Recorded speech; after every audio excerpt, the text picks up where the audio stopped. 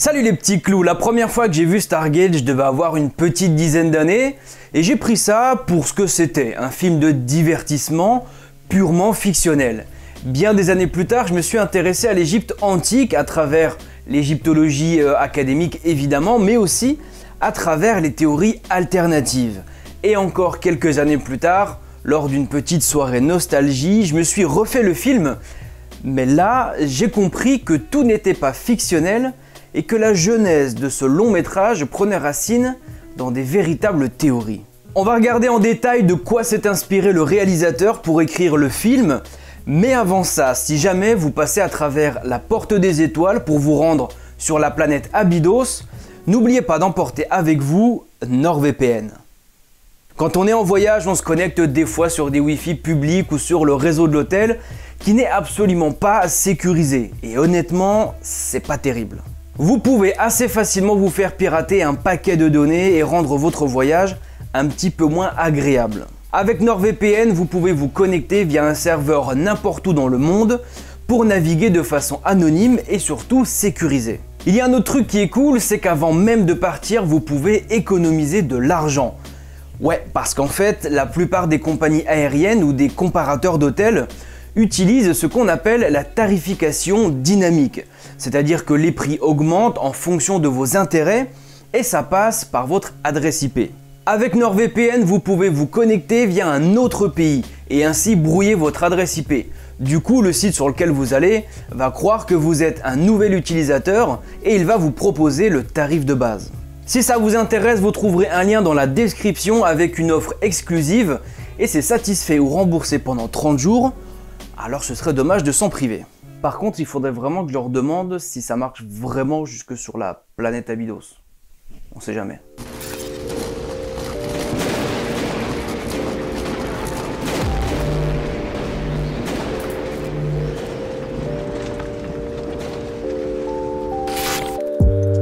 Stargate est un film de science-fiction sorti en 1994 et réalisé par Roland Emmerich. L'intrigue commence en 1928 à Gizeh en Égypte où un égyptologue fait deux découvertes hors du commun. La première, c'est une dalle que l'on voit très peu et la deuxième, c'est ce cercle qui semble être fait de pierre mais qui plus tard se révélera être composé de matériaux inconnus. Ensuite, nous sautons directement à notre époque, dans les couloirs d'une université dans laquelle l'égyptologue Daniel Jackson donne une conférence sur l'ancien empire égyptien. Et voilà ce qu'on entend. Quand l'égyptologie officielle reconnaîtra-t-elle que ce ne sont pas les pharaons de la 4e dynastie qui ont bâti la Grande Pyramide? Pour comprendre le sujet, on va se plonger un petit peu dans le contexte. La 4e dynastie égyptienne commence à peu près en moins 2670 et se termine en moins 2450. Alors attention, c'est à une vache près, hein. Les dates ont l'air précises comme ça, mais en réalité la 4e dynastie c'est un bordel sans nom. Il y a une chose dont nous sommes certains, c'est qu'au moins 6 pharaons ont régné lors de cette dynastie. Snéfrou, Khufu, que l'on connaît plus sous le nom de Khéops, Djedefre, Khafre, plus connu sous le nom de Khéphren, Menkaure, que les Grecs vont renommer Mykérinos, et le dernier, Tchepseskaf. Cette liste que vous voyez s'appelle la table d'Abydos. Elle a été retrouvée dans le temple de Séti Ier et mentionne tous les pharaons depuis la première dynastie jusqu'à lui. Bon, en réalité, ils n'y sont pas tous parce qu'il a fait retirer ceux qu'il estimait illégitimes, ceux qui avaient instauré une autre divinité. Bref, on était déjà dans la manipulation historique au service du politique. Des listes comme celle-là, on en a retrouvé plusieurs. La table de Saqqara ou encore le papyrus de Turin pour ne citer que les plus célèbres. Mais le problème, c'est qu'elles datent toutes d'au moins 1000 ans après les premières dynasties. Du coup, elles ne sont pas d'une fiabilité à toute épreuve. On est certain que 6 pharaons ont régné pendant la 4e dynastie, mais on pense qu'il y en a eu peut-être 8, et la table de Saqqara en mentionne 9. Et ce 9e, on ne sait pas du tout qui ça pourrait être. Malgré le flou historique qui règne sur cette dynastie, c'est elle qui va nous laisser les monuments les plus dingues de l'Égypte antique. Snéfrou s'est fait construire 3 pyramides, la pyramide rouge, la pyramide rhomboïdale et la pyramide de Meidoum. Alors si les pyramides sont des tombeaux, je ne sais pas si le mec avait prévu de se faire couper en 3 et de poser un tiers de corps dans chaque pyramide, j'en sais rien. Khéops a fait construire la plus grande pyramide du plateau de Gizeh, suivi de son fils Khéphren et de son petit-fils Mykérinos. On sait très peu de choses de ces pharaons, mais ils ont pourtant laissé derrière eux les plus gros et les plus solides édifices de toute l'Égypte, sans mettre leur nom à l'intérieur. Et c'est ça qui dérange Daniel Jackson. Attendez, écoutez, à l'intérieur de la pyramide, une des plus incroyables constructions de tous les temps, on ne trouve aucune trace d'un quelconque hiéroglyphe. Docteur Jackson, vous semblez oublier que le colonel Wise a découvert des inscriptions, et en particulier le cartouche de Khéops, à l'intérieur de la pyramide. C'était une supercherie, une fausse découverte. Vous avez des preuves? Alors, qu'est-ce que c'est cette histoire de cartouche de Khéops à l'intérieur de la pyramide? Ici, on trouve ce qui est censé être la chambre mortuaire du pharaon Khéops. Et au-dessus, il y a ce qu'on appelle des chambres de décharge. On en compte 5. La chambre Davison, la chambre Wellington, la chambre Nelson, la chambre Lady Arbuthnot et la chambre Campbell. La première chambre a été découverte en 1765 par un diplomate anglais du nom de Nathaniel Davison. C'est 72 ans plus tard, au cours de l'année 1837, que le colonel Richard William Howard Wise utilise de la poudre à canon pour se frayer un chemin entre la première et la deuxième chambre, et dans la foulée, il va découvrir les 3 dernières. Dans les 4 chambres supérieures qu'il vient de découvrir, le colonel Wise va trouver tout un tas d'inscriptions techniques qui servaient à indiquer le sens des pierres, leur emplacement ou encore le chef d'équipe responsable de la pose. Ces inscriptions sont faites à la peinture et on y retrouve le cartouche de Khéops que voici. Si dans Stargate, Daniel Jackson dit que cette découverte est une foutaise, c'est parce que si on prend un petit peu de recul, c'est vrai qu'on est en droit de se poser quelques questions. Avant 1850, l'égyptologie n'existait pas. J'entends par là qu'il n'y avait pas d'application d'une méthodologie scientifique à l'histoire de l'Égypte. À l'époque de la découverte d'Howard Wise, c'était la course aux antiquités. Des personnes fortunées payaient des explorateurs pour aller en Égypte, trouver des trucs intéressants à ramener en Europe pour des collectionneurs privés ou des musées. Il faudra attendre 1850 et l'égyptologue Auguste Mariette pour voir arriver une archéologie organisée avec des fouilles faites de façon méthodique. Alors ça ne veut pas dire que le colonel Wise a falsifié ses inscriptions, mais c'est quand même quelque chose qu'il ne faut pas exclure, parce qu'à cette époque, il n'y avait pas de méthodologie, c'est une chose, mais il n'y avait pas non plus la morale, l'éthique et tout ce qui va avec. Ces explorateurs étaient payés par des bourgeois européens, non pas pour faire des découvertes archéologiques, mais pour leur ramener des artefacts précieux. En plus de ça, il faut dire que le hasard fait bien les choses parce que dans la première chambre de décharge, découverte en 1765 par Nathaniel Davison, il n'y a aucune inscription. Aucune. Mais dans les 4 chambres supérieures découvertes par le colonel Wise, c'est un festival, il y en a sur tous les murs. À ça, on peut ajouter que Wise a été accusé de crimes archéologiques pour avoir perdu le sarcophage de Mykérinos en pleine mer, au large de l'Espagne. D'ailleurs, c'est lui qui est en partie responsable de cette magnifique tranchée dans la pyramide de Mykérinos. Alors au-delà du contexte de la découverte et du personnage adepte de la poudre à canon, cette histoire de cartouche soulève une question intéressante. Pourquoi les pharaons ne mettaient pas leurs cartouches quelque part dans la pyramide, puisque visiblement ils jouaient à celui qui a la plus grosse?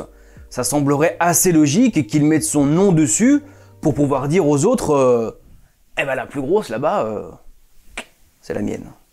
En plus, on a retrouvé plusieurs cartouches de Khéops sur le plateau de Gizeh, notamment un dans le cimetière ouest, mais rien dans la pyramide. On pourrait penser que ne pas indiquer le propriétaire de la pyramide est une pratique de cette époque, mais même pas en fait, parce qu'on a retrouvé une stèle avec le cartouche de Snéfrou, le père de Khéops, dans l'une de ces pyramides. Tout à l'heure, je vous disais qu'il avait 3 pyramides. En réalité, il en a une 4e, mais on pense qu'elle a été construite bien avant son règne et qu'il l'a terminée ou juste rénovée. Il s'agit de la pyramide de Seyla qui mesure 25 mètres de base et qui devait faire aux alentours de 20 mètres à l'origine. Aujourd'hui, c'est un gros tas de cailloux haut de 6,80 mètres. C'est curieux parce que Snéfrou s'est fait construire la pyramide rouge, 104 mètres de haut, la pyramide rhomboïdale, 105 mètres de haut, la pyramide de Meidoum, 94 mètres de haut, et dans ces 3-là, on ne retrouve rien du tout. Mais dans la pyramide de Seyla, qui fait 20 mètres de haut et qui n'a même pas de chambre funéraire, on retrouve une stèle avec le cartouche de Snéfrou qui nous permet d'identifier le monument. 4 pyramides, les 3 plus grosses n'ont aucune inscription, et la 4e, qui est un tas de cailloux de 20 mètres, il y a une stèle avec son nom dessus. En termes de logique, on n'est pas à fond, quoi. On n'est pas... D'ailleurs, on aurait envie de se dire que la petite est à lui, mais pas les 3 grandes du coup. Parce qu'on n'a pas retrouvé son nom dedans, et en plus, savoir 4 pyramides, ça n'a pas vraiment de sens en fait. Bref, là je divague un peu sur le père de Khéops, mais c'est juste pour vous montrer rapidement que la 4e dynastie est un petit peu dans le flou. On manque de documents, quand on en a ils sont contradictoires, il y a des choses qui ne sont pas forcément d'une grande logique, et c'est pourtant cette dynastie qui a laissé les plus grosses pyramides de toute l'Égypte. C'est pour ça que Daniel Jackson dit dans sa conférence que ce ne sont pas les pharaons de cette dynastie qui ont construit les pyramides. Mais alors qui a bâti les pyramides d'après vous? D'accord, c'est vrai, j'ignore qui a bâti les pyramides. Mais Les Atlantes, peut-être. Ou bien les petits hommes verts. ce n'est pas ça l'important. Non, le véritable problème, c'est de savoir à quelle époque elles furent bâties. Nous savons tous aujourd'hui, grâce à de nouvelles découvertes archéologiques, que le Sphinx est beaucoup plus ancien qu'on ne le croyait. Je trouve que cette petite scène en dit long sur ce que le réalisateur pense, et à mon avis, pour l'écriture du scénario, il devait y avoir quelqu'un qui connaissait bien le comportement de l'égyptologie académique face à ce genre de remise en question. Déjà, dans le public d'égyptologues, il n'y a que des vieux, alors qu'en face, il y a Daniel Jackson qui est bien plus jeune que la moyenne. Ensuite, il y a celui qui parle de la découverte de Weiss, là, qui a une posture très prétentieuse et hautaine. Et pour finir, il y a celui qui fait la petite blague avec les Atlantes. Alors ça, c'est la réaction typique des gens qui ont l'ouverture d'esprit d'un bac à douche. Quand on dit oui, mais les outils qu'on leur attribue sont quand même très rudimentaires par rapport à la complexité des constructions, et qu'en face, tout ce qu'ils ont à répondre, c'est oh oui, bah alors, ils avaient certainement une technologie atlante ou extraterrestre.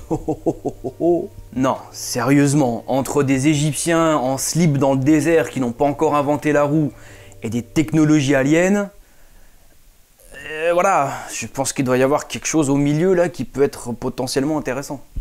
Du coup, tous les égyptologues partent de la conférence et Daniel Jackson est recruté pour intégrer une équipe composée de scientifiques et de militaires. Il lui présente la dalle qui a été découverte en 1928 et qu'on a vue au début du film, et Daniel reprend la traduction de ce qu'il y a écrit dessus. J'en profite pour vous parler d'un bouquin disponible sur la boutique Mysteria et qui est franchement exceptionnel, Les hiéroglyphes pour tous de Nicolas Ornetto. Si vous voulez apprendre à lire et à écrire les hiéroglyphes, ce bouquin est parfait pour ça.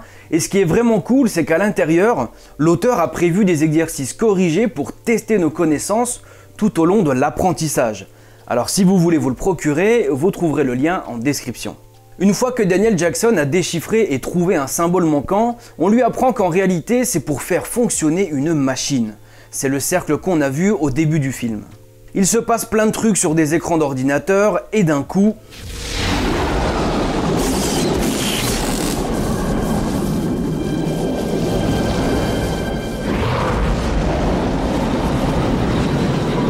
Si mon pauvre père pouvait voir ça. À l'intérieur de l'anneau, il y a une sorte de fluide qui apparaît et il décide d'envoyer une équipe à travers cette porte. Ils sont transportés à l'autre bout de l'univers sur une planète nommée Abydos et arrivent dans un temple juste devant une pyramide. L'atmosphère étant respirable pour les humains, ils sortent, se baladent et rencontrent des gens qui sont des êtres humains comme eux. Et là, une immense pyramide creuse vient se poser par-dessus la pyramide dans laquelle ils sont arrivés. Dans ce vaisseau, il y a un chef suprême qui n'est ni plus ni moins que le dieu soleil Ra, et tout un tas de soldats qui ont l'apparence de dieux égyptiens. Et c'est là qu'on comprend que ce que les humains ont pris pour des divinités sont en réalité des extraterrestres qui voyagent dans des vaisseaux en forme de pyramide. Cette théorie selon laquelle les anciennes divinités sont en fait des extraterrestres venus sur Terre il y a très longtemps existe vraiment. Et pour bien comprendre de quoi il s'agit, on va remonter aux origines de cette théorie.